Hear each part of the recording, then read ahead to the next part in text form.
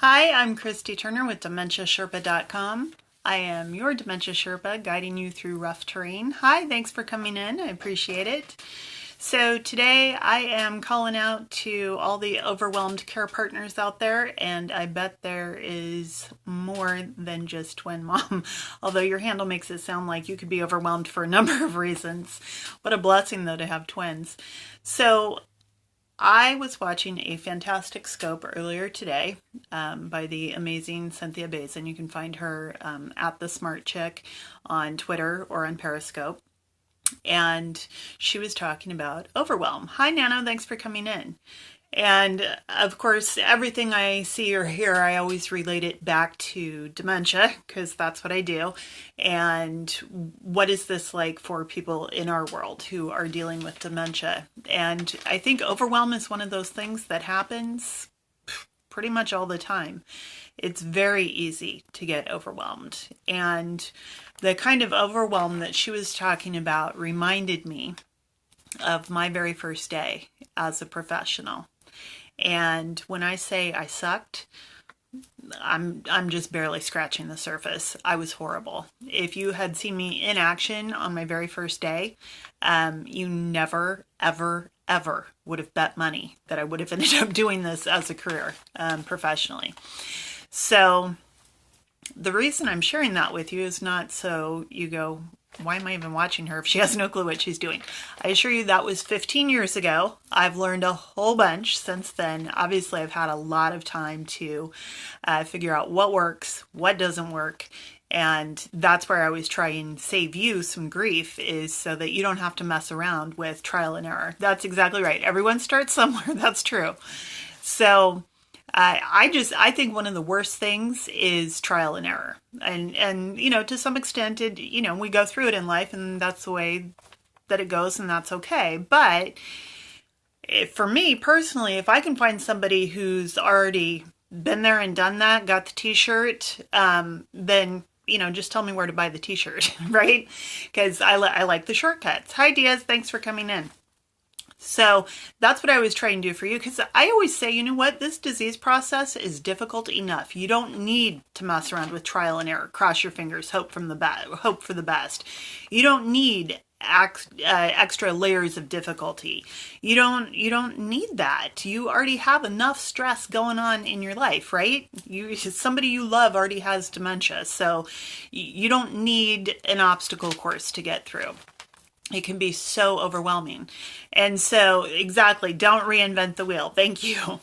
So, I, again, just want to share with you a little bit about my very first day as a professional. Hi, Victoria. Thanks for coming in.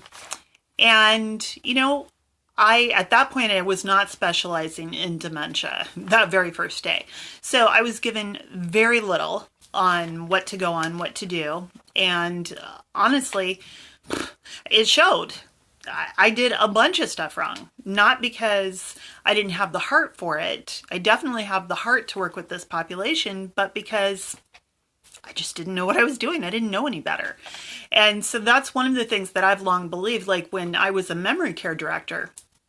If somebody has the heart, if somebody applied for a job and they had the heart to work with that population, I'd hire them every time, because if somebody has the heart, you can learn the skills. Really, the skills are not that big a deal, right? But doesn't that make sense? If somebody is truly dedicated to, loves someone or loves the population, of course they're going to be open to learning the skills in the first place. Somebody can be technically proficient and stink at working with people living with dementia. Yeah, so, right, Victoria and Twin Mom's right there with me. Absolutely, you can't teach the heart. You can't. It's there or it's not there. That's just how it goes. So, I had the heart, thank goodness. Definitely did not have the skills. I did a bunch of things wrong, like talking too quickly, because with people living with dementia, we want to slow it down. I came from a side angle, which is bad because people living with dementia typically have decreased peripheral vision.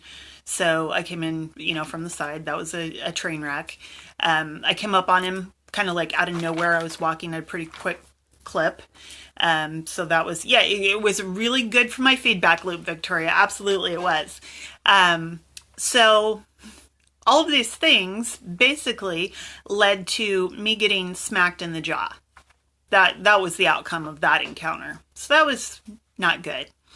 And my first day is really like everything I did was kind of a train wreck. So I'm so grateful though that I did get popped in the jaw, hard enough to knock me over. That's how hard it was.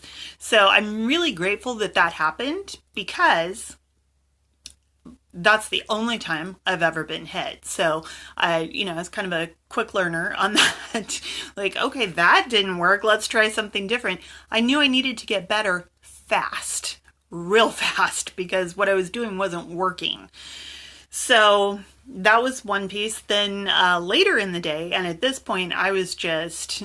No, I didn't get a concussion. We were on carpeting. It was okay. And I was already kind of in a squat. So I did get knocked on my butt, but I was already fairly close to the ground. Still, a lot of times people think people living with dementia are kind of weak and frail, and they can be, but this guy wasn't. It was a good... So...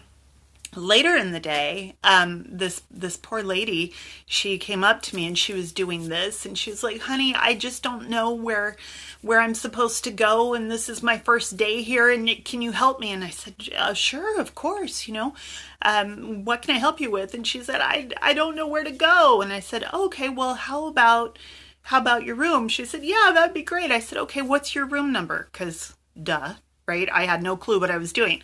She goes, I don't know. And I said, okay, I'm sorry. That's all right.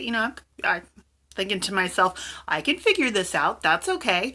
So I said, okay, well, what's your name? I don't know. Whoops. Okay. So at that point, she completely burst into tears.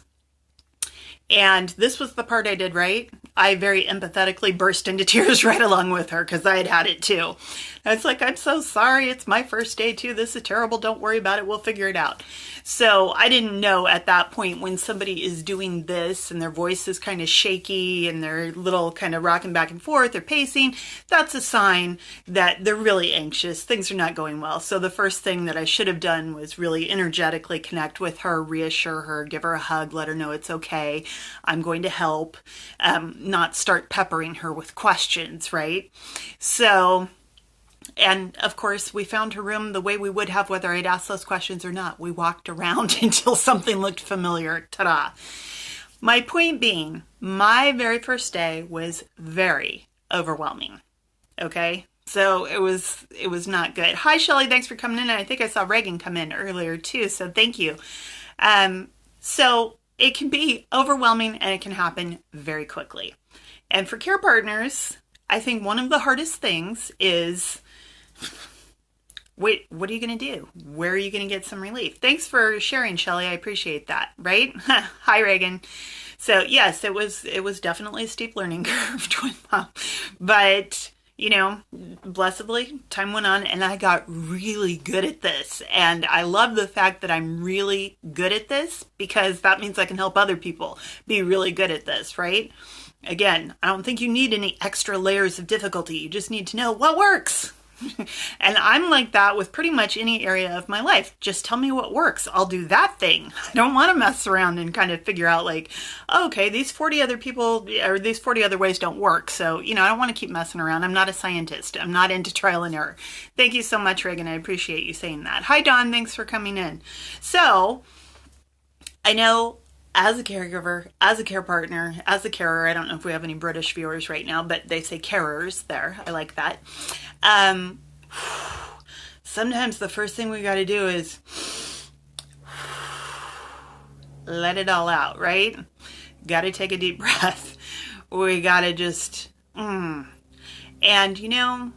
slow down, speak slowly, in front of face, breathe. Exactly. I can do that. Alexis. Okay. That's exactly right. Breathing is so underrated, right? But the fact of the matter is, and this is, I get technical on very few things, but this thing I will. If we're not breathing in, we don't have enough oxygen to circulate through our bloodstream. A lot of times when we're thinking about our bloodstream circulating, we're thinking about our heart pumping, right? Or our lungs to get air in. Where else does blood go? to your brain, right? If you're not getting enough oxygen to your brain, you are not thinking straight. Exactly, twin mom. So when you have someone who's living with, hi Dawn, thanks for coming in. If you have someone in your home who is living with dementia, that person is very likely confused and has difficulty thinking straight. So at least one of you needs to be able to think clearly and think straight. Hi David, thanks for coming in. Makes sense? So breathing's so underrated, but it's the oxygen that's going to give you what you need to be able to be there for your loved one. So please do that, and it will help take it down a notch too, right? Be the peace and be the balance. Total sense. Yes, Victoria. So, oh, thank you so much, David. I appreciate you inviting followers. So that's one good way to start with. Oh, thank you, twin mom. That's a good way to start with bringing the overwhelm down. Another thing that is just so often overlooked, and please believe me when I say I do understand, because that is my mom. Everything you're saying is what I try to do. Awesome. Awesome, Alexis. You are totally on the right track. David, thank you so much for sharing on Twitter. I appreciate that. So the reason I'm saying I understand, I get it. Okay, I was a memory care director. I have my own company now, work with private clients, do group programs, all of that, right? 15 years I've been doing this. Obviously got dramatically better pretty quickly because the first day was stinky doodle.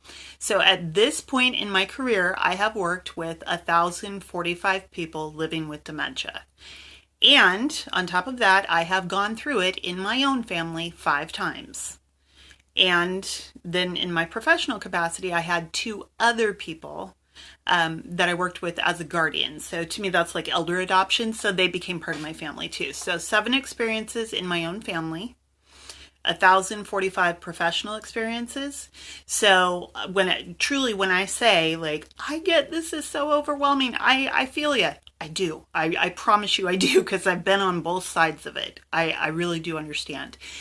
So please really take seriously what I'm about to say next, because it's one of those things that I know you all go, oh, I don't have time for that. But you got to sleep. You have to sleep. You have to sleep. You have to sleep. Please put a 1 in the chat stream if you're already taking that seriously and you are sleeping. Hi, thank you. It looks like Poiraziel 6 for coming in. Well, thank you, twin mom. Okay, good. Awesome, Alexis. Good, Reagan. Good. Twin mom. Good. Glad to hear it. Victoria. Yeah. Yes, I have grown and learned a lot. I absolutely have. So sleep is incredibly vital. The reason why is this. Good, David. Sleeping a lot. Okay, that's an 11. Excellent. So the reason is this. That is when your brain is repairing itself, okay? We collect a lot of stuff throughout the day. Yes, nutrition, absolutely, Victoria. So we collect a lot of stuff throughout the day. When we shut it down, when we are sleeping, that's when our brain has a chance to get rid of all of the crap we've collected throughout the day. We have to take care of ourselves before we can take care of others. Absolutely, Alexis. It goes back to that whole thing when you're on an airline flight, right? Like, first, you've got to put your own mask on before you can help anyone else. So God bless you, twin mom. I don't know how you sleep with twins, but maybe they're a little bit older now. Wonderful. I'm glad that you're sleeping. So the other piece of that is that it is going to help you be less overwhelmed. And, you know, I think we don't do a great job of connecting the pieces on that when it comes to there are so many ways to relate this to dementia, but when you are sleep deprived, your brain lies to you. That is the, hallucinate. Exactly. You're exactly what I'm talking about there, twin mom. I lost a lot of sleep when my twins were babies and I hallucinated. That's what I'm saying. If you are not able to sleep, your brain will start lying to you and you will believe it. You will start having a catastrophic outlook. You'll start having a catastrophic reaction, right? Carolyn. Oh, hi, Carolyn. Thanks for coming in. So, and the problem is, as this is happening, you don't really think that that's what's happening. You don't understand that your brain is lying to you. You think all of this is real. And what it is you're having a catastrophic reaction. You are so overwhelmed. You just are like, think about, hi Victoria, thanks for coming back in. You're just thinking that this is kind of the end of the world. And you don't even know what your next move is. So it looks like everybody who is on this broadcast is in good shape that way, and I'm really delighted about that. If by chance anybody out there is watching this or on a replay and you're going, yeah, I'm really not sleeping and everything does feel catastrophic, I'm begging you, please reach out to me. Okay, I can talk you through this and help you put some strategies into place where not everything will be so overwhelming. But sleep is a really, really important piece. And if you are in a situation with your loved one right now where you're not able to sleep, honey, you do need help. So please reach out at Dementia Sherpa. Don't always get enough sleep, but I know how vital it is. Okay, so if you're working on it, that's good. In case anybody's wondering, like, well, how much sleep should I get? 7 to 9 hours is the right answer. Okay, so people who sleep 3 hours a night and tell you they're fine are big fat liars. You're really on point. Oh, thank you so much, Victoria. I appreciate it. I am on point. Yes, take a nap if that's what it comes down to, Alexis. Absolutely. Oh, okay. And so then my third point, and of course, we could talk about lots of different ways, right, that you can cut down on the overwhelm. But the third point is, and this is, well, thanks, Shelley. This. You can try to do this alone. You totally can try that. I don't recommend it. It's hard. It is really, really hard. When I was a memory care director, one of the things that I would say to families, when they were like, well, I think I should do placement, I'm not really sure. And by the way, hi Rob, thanks for coming in. As a former memory care director and somebody who's been on both sides of this, I don't think there's one right answer. For some people, placement is the right answer, and for other people, it's not. So that's, when I'm working with my private clients, the first thing I always ask is, well, what are you hoping for? Yeah, everybody needs respite, Shelley, absolutely. So breathe, sleep, help. Boom, twin mom, just nailed it. Okay, we're done here. No, so you got to figure out what's the right thing for you. What are you hoping for? Some people say, I want to keep them at home as long as possible. Okay, then we do some work on figuring out what is that as long as possible piece mean. But here's the thing.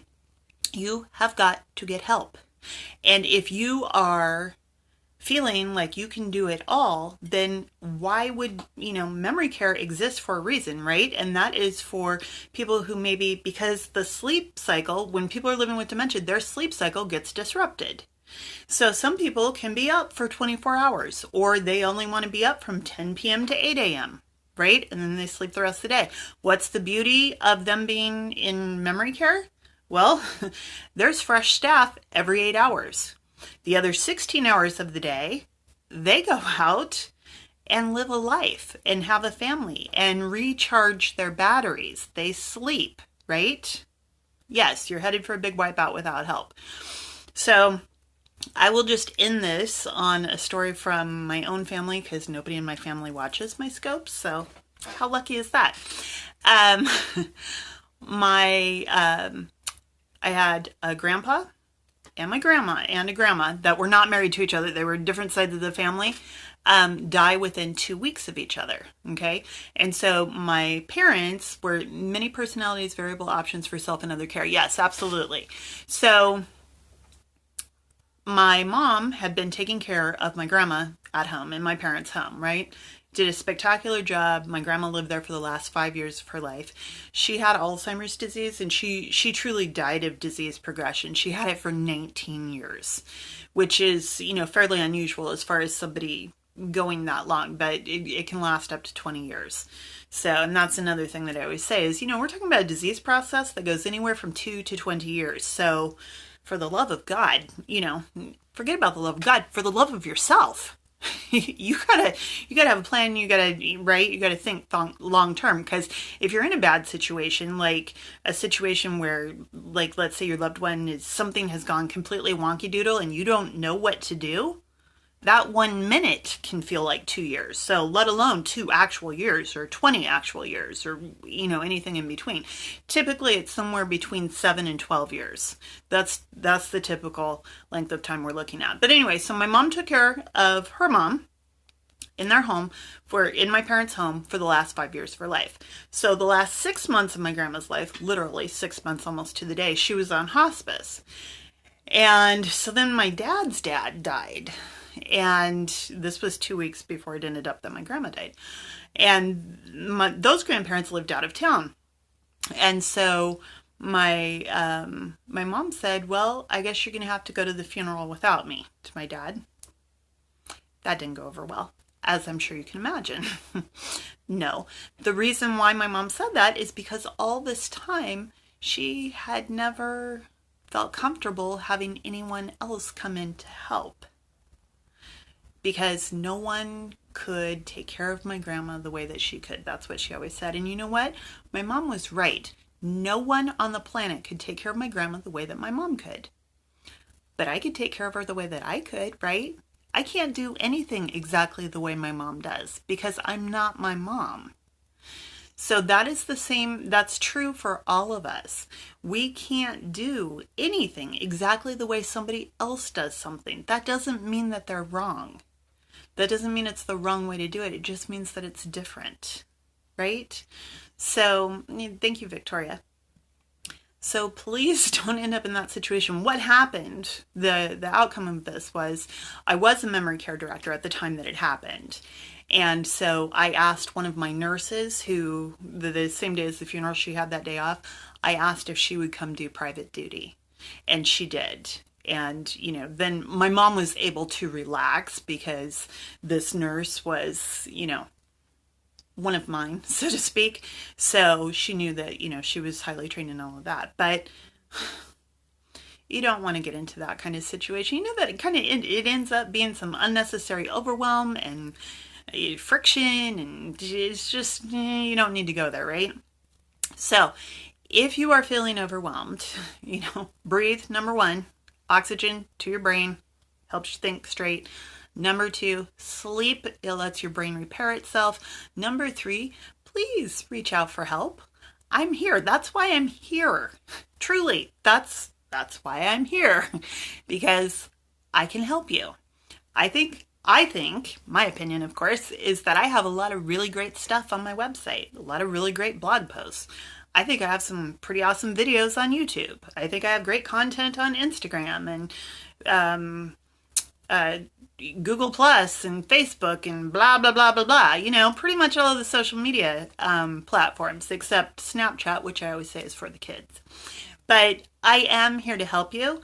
And, if you don't find what you're looking for in any of the content I have out there, or even if you do, but you just want to say hi, or, you know what, Christy, I really wish you'd talk about X, Y, and Z, contact me. You think you're just out there by yourself watching and nobody else cares? I'm right here. I'm only on the other side of the screen. I am here to help you, right? Why do I call myself Dementia Sherpa? Why is my company DementiaSherpa.com? Because you would not try to scale a mountain on your own. That would be nutty buddy, right? Don't try to get through dementia alone. It's really hard. And I think we could make a good argument that getting through dementia is a lot harder than scaling Mount Everest. So if you were going to scale Mount Everest, you'd have a Sherpa. I'm your Sherpa. I'm out here. I am happy to help you. Yeah, Shelly says that would be completely wackadoodle.